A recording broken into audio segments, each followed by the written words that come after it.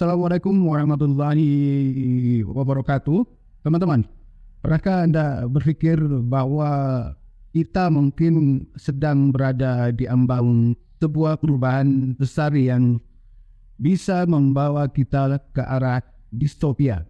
Ya, distopia adalah masa depan di mana kebebasan dasar kita dirampas, lingkungan hidup kita hancur, dan kesenjangan sosial semakin merajalela. Tentu ini bukan hal yang kita inginkan, teman-teman. Namun faktanya dunia saat ini sedang menghadapi tantangan yang itu besar, terutama di sektor kekayaan, finansial, otomotif, teknologi, pertanian, perikanan, dan lain sebagainya, yang bisa mempengaruhi masa depan kita secara drastis. Kali ini kawan-kawan kita akan bicara tentang secara mendalam bagaimana ada 5 langkah nyata ya sebenarnya yang bisa kita ambil untuk mencegah distopia ini, kawan-kawan, terutama dengan fokus pada sektor-sektor terutama kekayaan, sektor-sektor finansial, otomotif, pertanian maupun perikanan. Sektor-sektor ini, kawan-kawan, sangat penting dalam memastikan masa depan kita yang lebih baik, lebih stabil, dan lebih berkesinambungan. Sebelum kita masuk ke dalam langkah-langkah yang nyata, langkah-langkah konkret yang bisa kita ambil, mari kita pecah dulu tren yang mengkhawatirkan di dunia saat ini. Di berbagai belahan dunia kita bisa melihat, kawan-kawan, perubahan iklim mulai mempengaruhi kehidupan kita sehari-hari. Ada juga peristiwa cuaca ekstrim seperti kebakaran hutan, badai, banjir, semakin sering terjadi dan semakin parah dampaknya, kawan-kawan. Ini tentu berdampak besar, tidak hanya pada lingkungan hidup tetapi juga pada sektor kekayaan dan sektor finansial.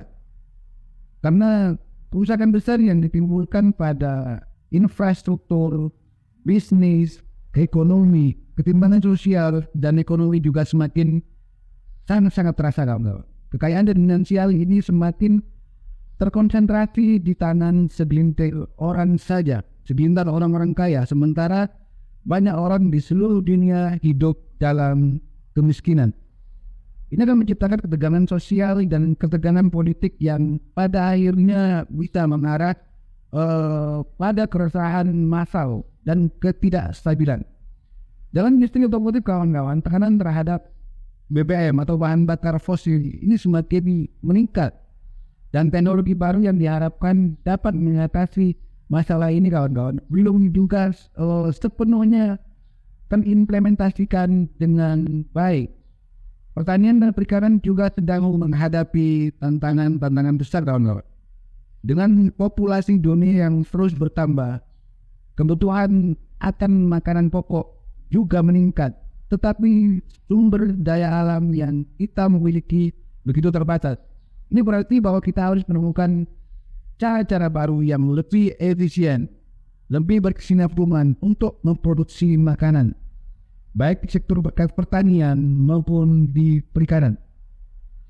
Akan tetapi, kawan-kawan, semua ini bukan berarti kita harus menyerah. Kita masih punya kesempatan untuk mengubah masa depan kita untuk lebih baik.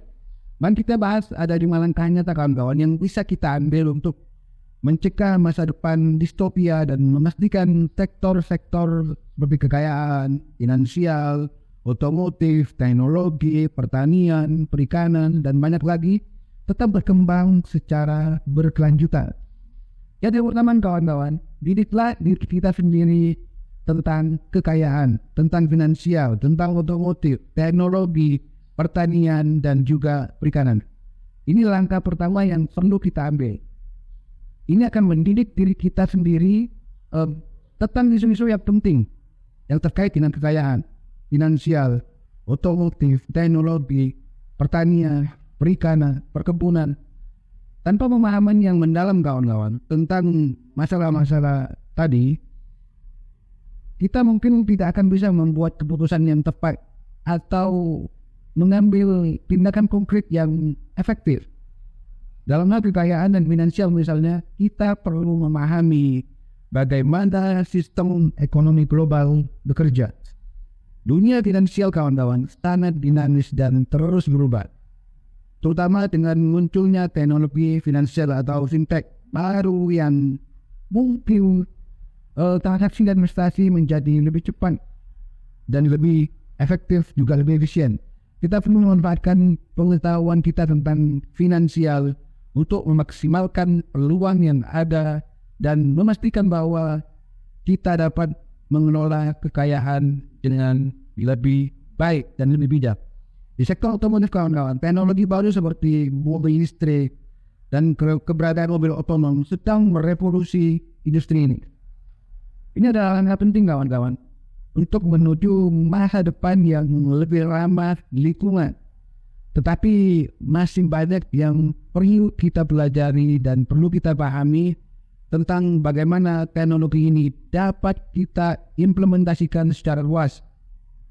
Memahami perkembangan ini kawan-kawan, ini bisa membantu kita membuat keputusan yang bijaksana dalam memilih kendaraan yang lebih efisien misalnya, kendaraan yang lebih ramah lingkungan. Sementara itu, sektor pertanian dan juga sektor perikanan ini menghadapi tantangan besar dalam hal keberlanjutannya. Dengan populasi yang terus bertambah penduduknya, permintaan akan produk pertanian dan hasil laut ini begitu meningkat pesat. Oleh sebab itu kawan-kawan, kita perlu untuk mengintegrasi diri kita tentang metode pertanian organik, metode pertanian yang berkelanjutan, dan perikanan yang menjaga keseimbangan ekosistem, terutama ekosistem laut kawan-kawan. Dengan memberikan diri kita literasi tentang kekayaan finansial, otomotif, teknologi, pertanian, dan perikanan, kita akan lebih siap untuk menghadapi tantangan masa depan dan membuat keputusan yang tepat untuk menciptakan kehidupan yang lebih baik bagi generasi yang akan datang. Yang kedua, dukunglah bisnis lokal kawan-kawan dan yang berkelanjutan, terutama di sektor kekayaan finansial, otomotif, teknologi, pertanian, dan juga perikanan.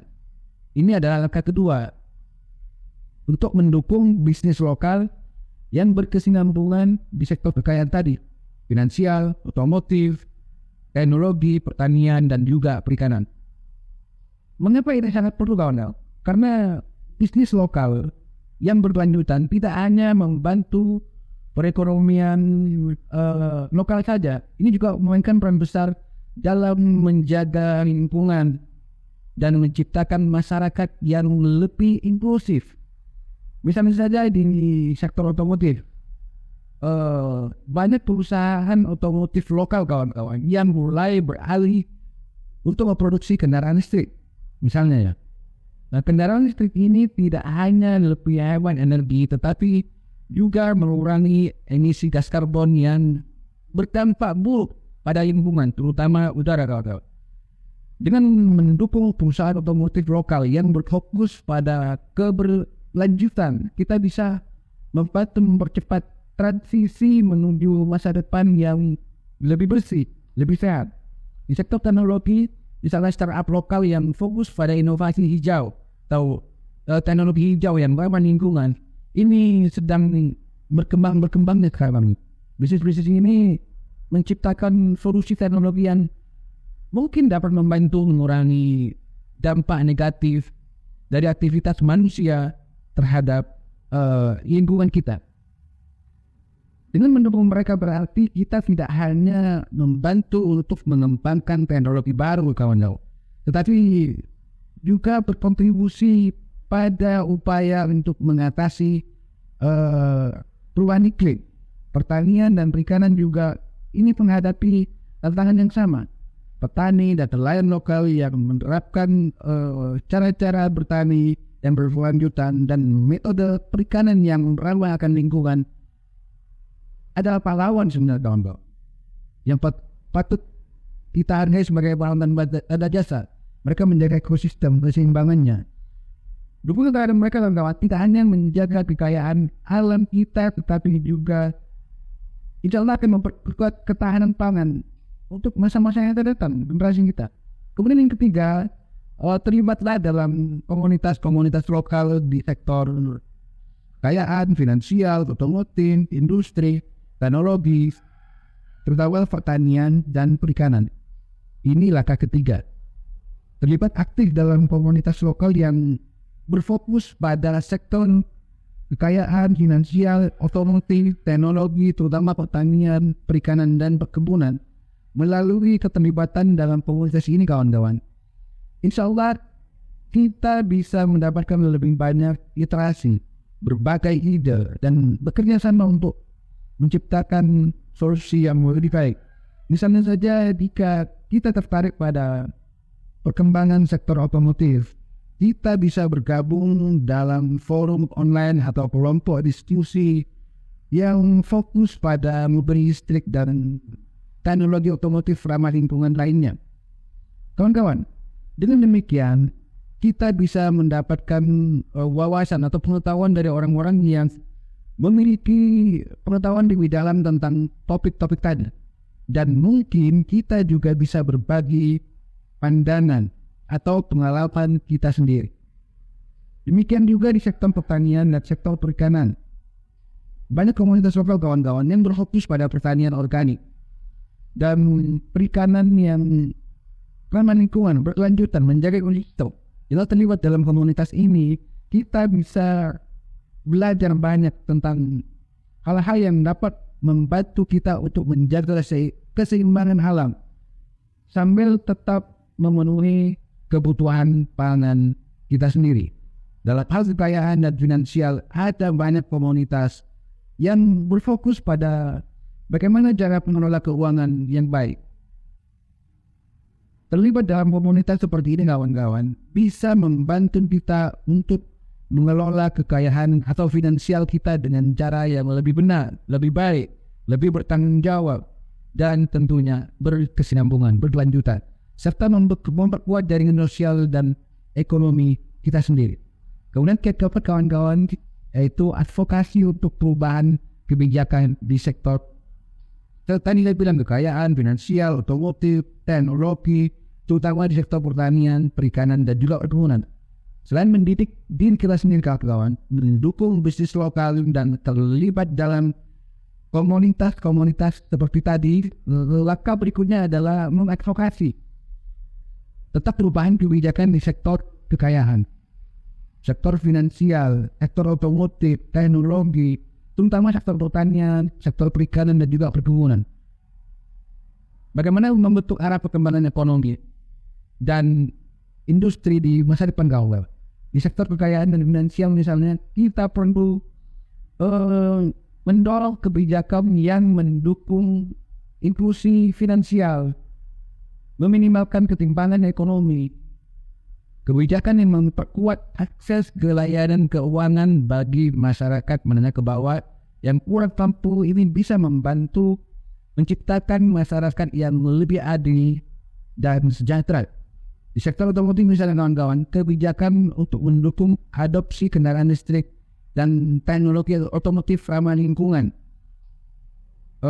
ini bisa membantu untuk mempercepat perubahan atau transisi menuju industri otomotif yang lebih bersih. Misalnya saja, taruhlah pemerintah dapat memberikan insentif pajak bagi pembeli kendaraan listrik atau mendanai penelitian dan pengembangan teknologi otomotif yang lebih baik. Di sektor pertanian, sektor perikanan, dan perkebunan, kebijakan yang mendukung bagaimana keberlanjutan dan bagaimana cara melindungi ekosistem alam. Ini sangat penting untuk menjaga kelangsungan hidup sumber daya alam kita, kawan-kawan.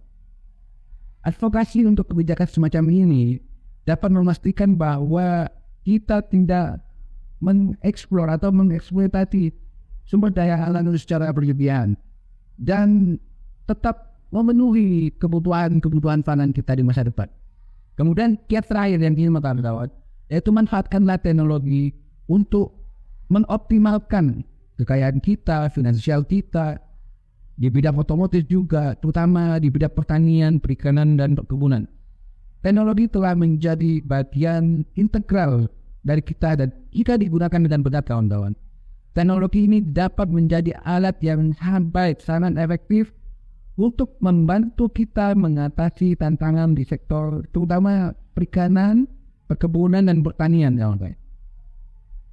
Misalnya di dalam kekayaan dan finansial, teknologi seperti blockchain, fintech, AI, ini dapat membantu kita mengelola keuangan dengan lebih efisien dan lebih transparan lagi. Blockchain misalnya kawan-kawan bisa mengurangi biaya transaksi dan meningkatkan safety atau keamanan. Memungkinkan akses ke layanan keuangan bagi mereka yang sebelumnya tidak terlayani oleh sistem keuangan tradisional. Ini bisa menggunakan fintech kawan-kawan. Di sektor otomotif misalnya, teknologi seperti kendaraan otonom dan kendaraan listrik misalnya, ini dapat membantu kita mengurangi ketergantungan pada bahan bakar fosil dan mengurangi emisi gas karbon. Teknologi ini juga bisa meningkatkan efisiensi dalam transportasi dan logistik yang bisa membantu kita mempercepat pertumbuhan ekonomi kita sendiri. Dalam pertanian, perikanan, dan juga perkebunan, teknologi juga memainkan peran yang sangat besar dalam meningkatkan produktivitas dan efisiensi. Sistem pertanian yang cerdas, yang smart, menggunakan sensor misalnya, dan data analitik untuk memantau kondisi tanaman, kondisi tanah secara real time. Sementara kawan-kawan, teknologi perikanan ini membantu banyak nelayan untuk mengoptimalkan hasil tangkapan tanpa merusak ekosistem laut. Baik kawan-kawan, mencegah masa depan distopia bukanlah tugas yang mudah. Tetapi bukan berarti kita tidak bisa kawan-kawan untuk melakukannya. Dengan memberikan literasi terutama pada diri sendiri, mendukung bisnis lokal, terlibat dalam komunitas-komunitas, kemudian mengadvokasi perubahan kebijakan, memanfaatkan teknologi. Ini bisa membuat perubahan nyata di sektor kekayaan, sektor finansial, otomotif, lebih-lebih di sektor pertanian, perikanan, dan juga perkebunan. Kita perlu punya kesempatan untuk mengubah arah masa depan kita kawan-kawan. Dan setiap langkah yang kita ambil ini membuat perbedaan besar.